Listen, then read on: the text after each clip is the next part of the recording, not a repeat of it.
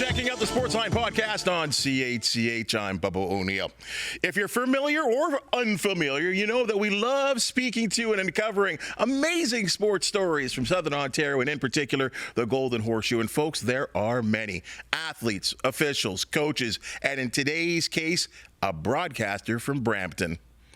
Well, if you were up at the crack of dawn in the city of Hamilton, Rick Zamperin had you covered on 900 CHML's Good Morning Hamilton. From his radio beginnings in small-town Alberta to his days as the voice of the Ticats to his role as assistant program director, news and sports. But wait, all of that has changed. Now at the top of the list, focus, CHCH Morning Live. And wait, there's a new year on the Ticats play-by-play announcer gig. What a ride this cat's been on. Rick, you've been here before on the Sportsline Podcast. Always great to have you back. It is amazing to be back in a little bit of a different capacity, but I'm loving it. I'm loving the couch for chit chat on Morning Live and certainly on the Sportsline Podcast. Well, yes, I can tell, because normally you've probably made about 4 appearances over the year and a half on the Sportsline Podcast. Mm-hmm. And as you know, I like to encourage you to come in more relaxed clothing, a hoodie, that kind of thing, sweaters.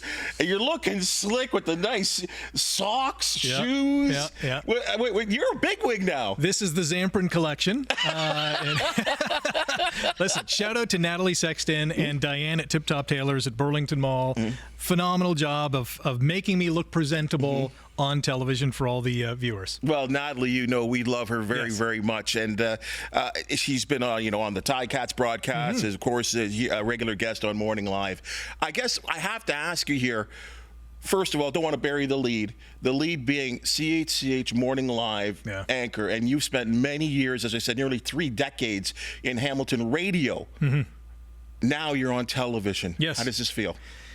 It feels like a dream, really. I mean, I've been commenting, my phone's blowing up, and the common denominator and the common phrase that I'm sharing is I'm still pinching myself, because for years I've watched you and Annette and Brian and Emily and most recently Simone on the morning show, do your thing, or the 6 o'clock news with you and Matt and so many of the other people who have been on the screen, and now getting to meet the people behind the screen in the control room and in the newsroom. It's unbelievable. And to carry the torch that Bob Cowan first carried and Tim Boland carried, and now I get to, heave it up high with everyone else, holding on to that torch. It's an unbelievable feeling.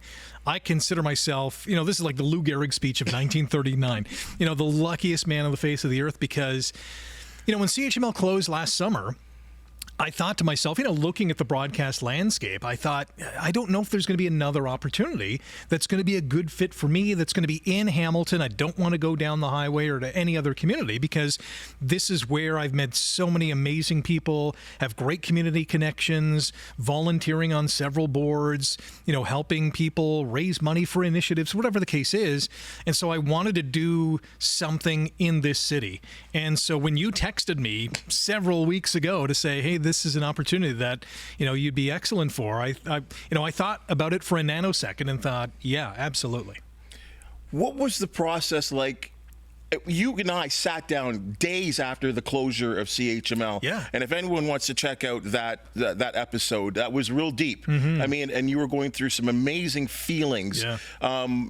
Whether obviously disappointment, shock, all of that you were going through. And as you talked about, the broadcasting landscape is tremendously different than it was when we first both got into business. Absolutely. Were you starting to look at had you reached the point, I know you had said you wanted to just chill out for a little bit. Yep. Had you got the itch back? Where was your mindset when you applied for this gig? So I did chill out for a bit, and that was on the recommendation of people who had already gone through this process. As you know, there's been many in this industry who were excellent at their job for many, many years, and it was their day when the company decided, all right, we no longer need you, or we're changing things up. And so when I found myself in that position, there was many people who reached out to me, and others who were affected by this at CHML to say, just take a little bit of time off just to kind of collect yourself. There's going to be, some shock, some anger, some denial, some, all those kind of feelings. And I did feel all of that stuff, and tried to put it in its particular place. But I still had the itch, and I still have the itch to be the storyteller, the conduit between us and the media and the people in the community who want and in many cases need to learn about what is happening in their city, whether it's sports or news or whatever the case is. So, I would come across news articles or watch stuff on CHCH at 6 and think, that'd be a great show segment, or I would interview this, that, and the other people for that that segment, and the segment no longer existed because my position no longer existed. So I really took a deep dive and thought, what do I want to do? And again, back to the dwindling or ever-changing media landscape, I thought, that door's probably closed. And so I'm going to use my communication skills and go down that road. So as the new year kind of turned, I applied to a couple of communications roles in the community, and one, in fact, liked me and said, "Hey, can we do something?" And all the while, this CH thing came about, and I'm juggling that. And really, when I heard about the CHCH job from you, I thought, this is it. This is a once in a lifetime opportunity. I got to go for it. And so I dove. And here we are. Beside being colleagues and friends for years, I sent that text because I thought two things, Rick. One, you're an outstanding broadcaster. Thanks. That's flat out. Mm-hmm. And that's without bias. And there were other outstanding candidates that I do know. Right. But I thought you stood amongst the best as in terms of a broadcaster. But I thought what put it over the top, and what, I would hope that our superiors, when they talk to you, would understand, is that Hamilton. Mm-hmm. You love Hamilton. Yeah. You live in Hamilton. Mm-hmm. And that had to be a good feeling for you when you were going through the interview process. Yeah. And that you have so many connections throughout the city. I think that was definitely a factor because CH has been a part of this community for 70 years, and it is a fabric of the community. From a broadcast pillar component, CH, The Spectator, of course, CHML for almost 97 years were the big three, I think, in town. And, knowing the inner workings of how this city works from a municipal government standpoint, from, what this city means to its people. Of course, having connections to the sports teams also helped as well. So, if you spend any considerable amount of time in any community and you give back to that community, I think that ultimately rewards you in the end. And I think maybe I'm just kind of, getting that back right now.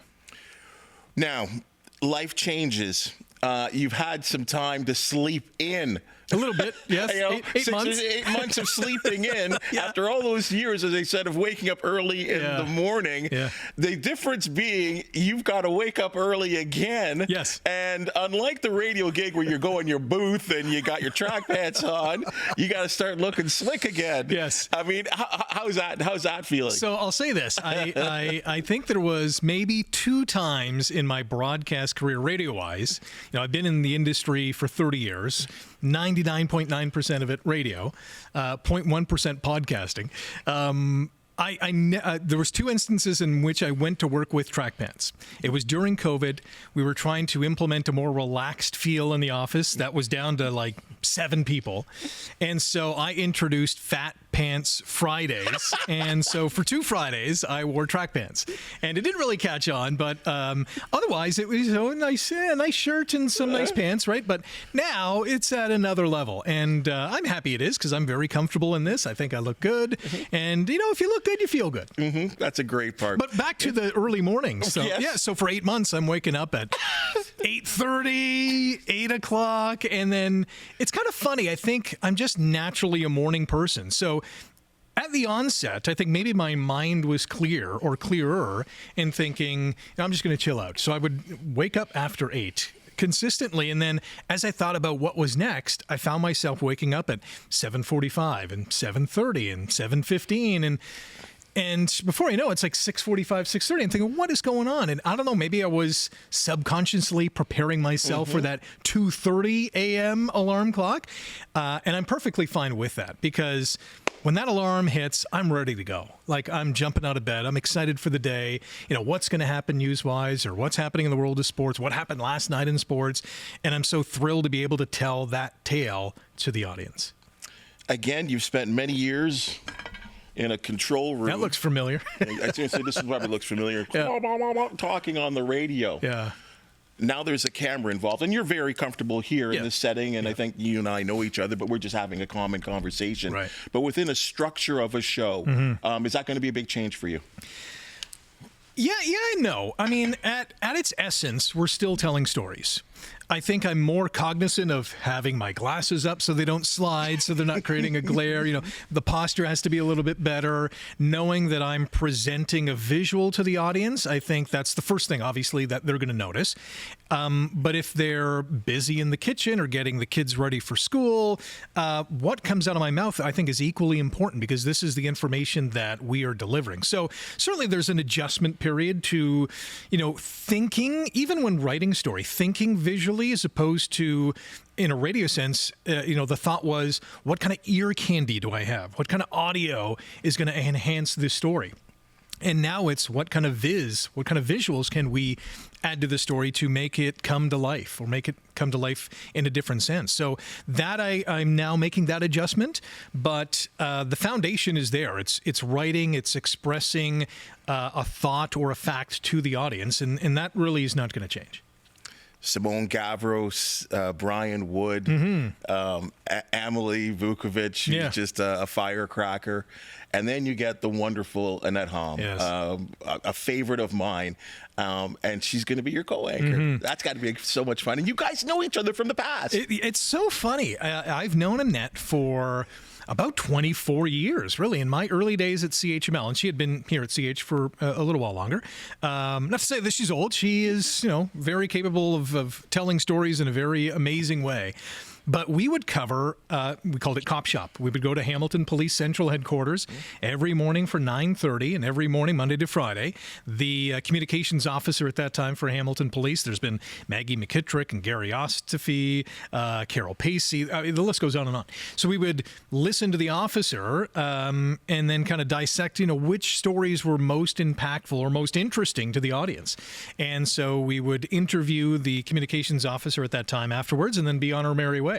And so we did that for a few years, I would think. And that's when I first met Annette and several other of the media personalities in town. And so, we go back 20 plus years, which is amazing. Amazing. And the chapter just doesn't end there. I mean, this is wonderful news. And again, I think our Hamilton viewers are going to be really excited. And I hope they're obviously open-minded because everyone has their favorites and and that's how it kind of goes. And I wish it was this person or this person, or I love Bob Cowan, or where's Tim? Is Tim coming back or whatever? And now you're going to have to again, you're starting from the bottom and getting to the top, right? This has got to be an exciting part for you because people do know you in this area on the radio, but now it's an introduction to a whole new audience. Very true. And, whether I'm not going to win everyone over because I love the saying. No one does in this business. Yeah, you're never going to make everyone happy. But Chuck Swirsky, who was calling Raptors games at the time, I remember his famous phrase. He said, everyone likes ice cream, but there's chocolate and there's vanilla. And some people love chocolate and some people love vanilla.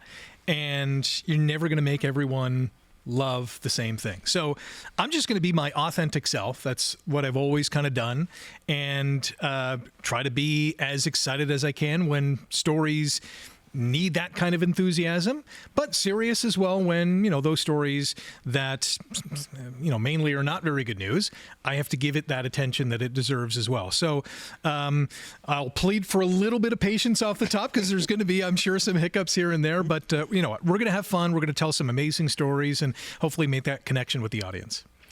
So it doesn't start and stop there.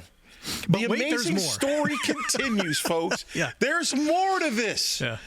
After spending pretty much close to a decade calling games for our Hamilton Tiger Cats, and you and I have discussed several times, there's no bigger brand when it comes to sports in this city. 10 years later, you're back.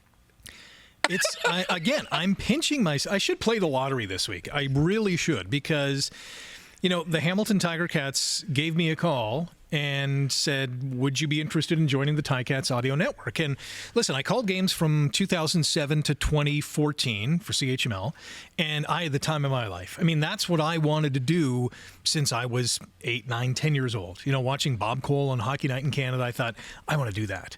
Like, I would have... Folks, he beat me out for the job.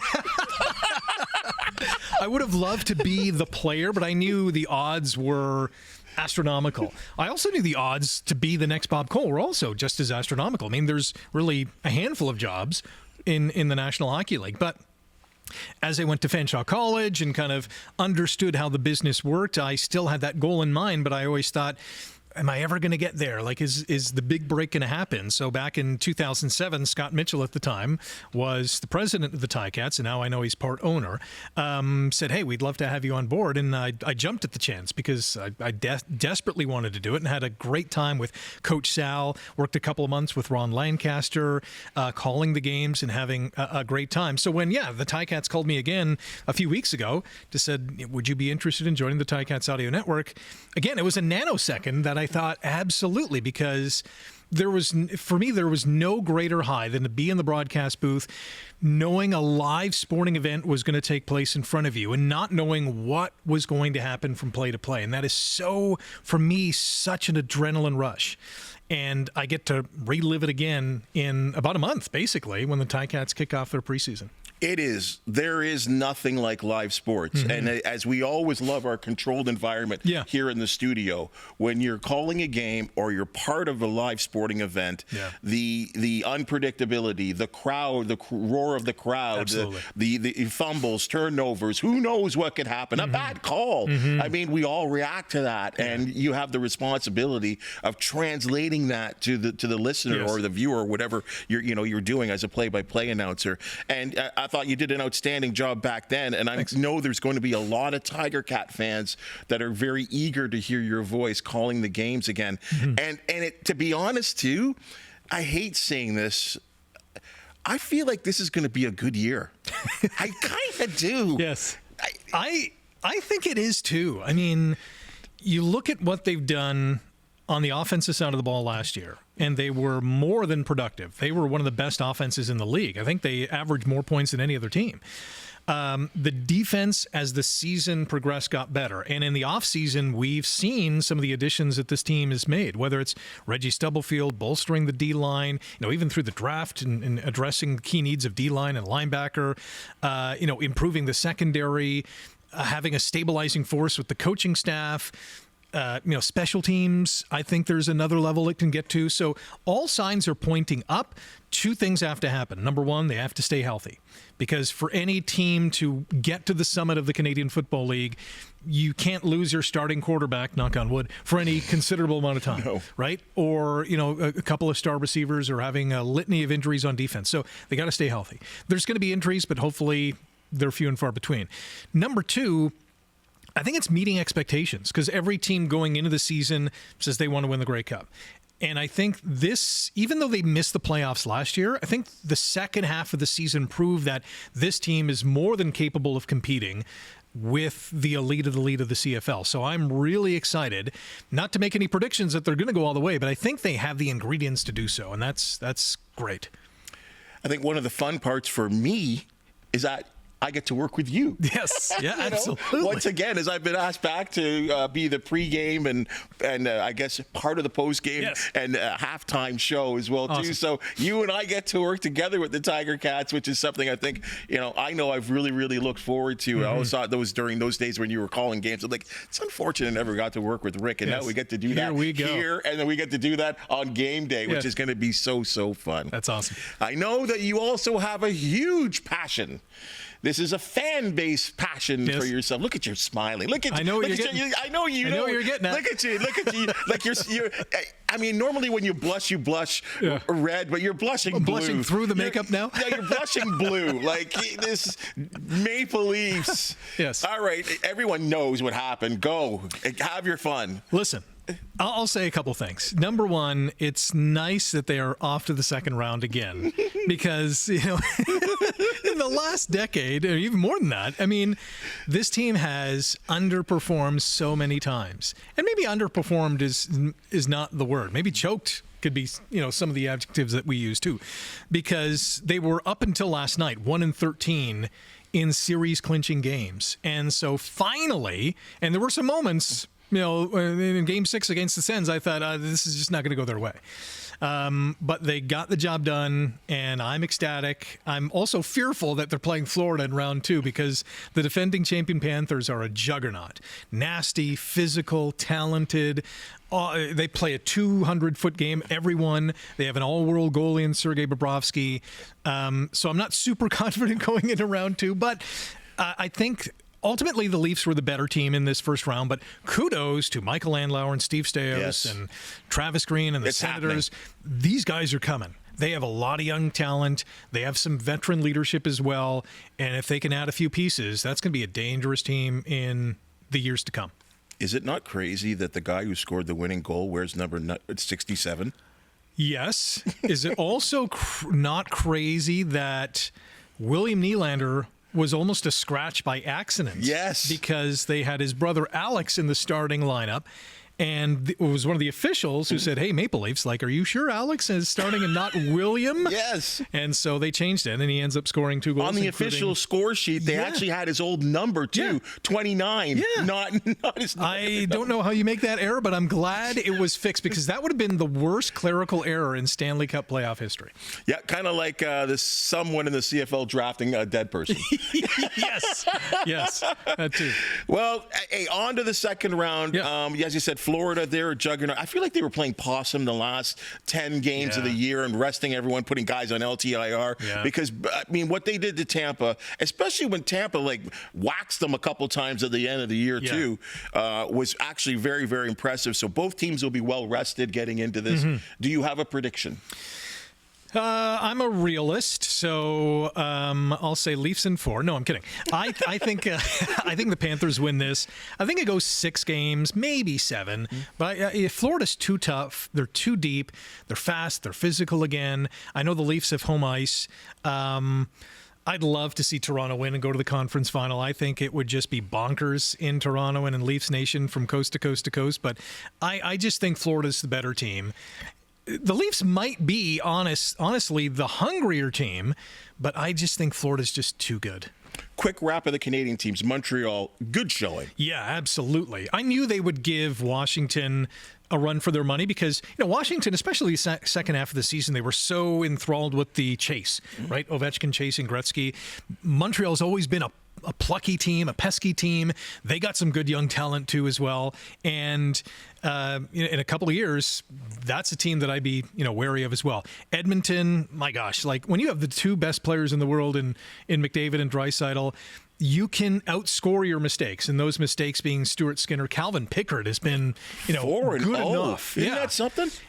Winnipeg, the Scheifele injury, I think, is going to hurt, but that is a deep team as well. Connor Hellebuck is going to win the Vezina, might also win the Hart Trophy as well. Going to Winnipeg's got to be scary, too. Yeah, absolutely. And so I'm liking the Jets. You look at the Canadian teams, and they all, I think, showed well, especially in the first round. Charles Barkley has the Oilers versus the Leafs in the Stanley Cup. Yes, he does. Guaranteed. Guaranteed. Well, guaranteed is that you are an outstanding addition, Thank you. to CHCH. I'm so looking forward to, on the good days, the bad days, the days where I'm grumpy or whatever, walking in the newsroom and seeing your smiling face, because we usually get that 1 hour crossover. Yes. I used to get that with Bolin, and we'd spend half of it talking sports. So I'm really looking forward to that. Again, looking forward to the Ticats days. Nothing like a game day. And congratulations, Rick. This is awesome. Thank you very much. Again, dream come true. Couldn't be happier to be here with the team. There's so many amazing people in front of the camera, behind the camera as well. And Oski Wee Wee, can't wait to get started with the Ticats as well. Touchdown Cats. That's your Sportsline Podcast for the day. And if you've just seen and heard, we love talking sports. If you do know of an athlete, team, or event to promote, the Sportsline Podcast want to hear from you. Please hit the thumbs up, like, and subscribe button. And if you have something to say, we always appreciate your comments, good or bad. for the outstanding people that make the Sportsline Podcast possible. Thank you, Laura. And thank you, folks. We'll see you tomorrow.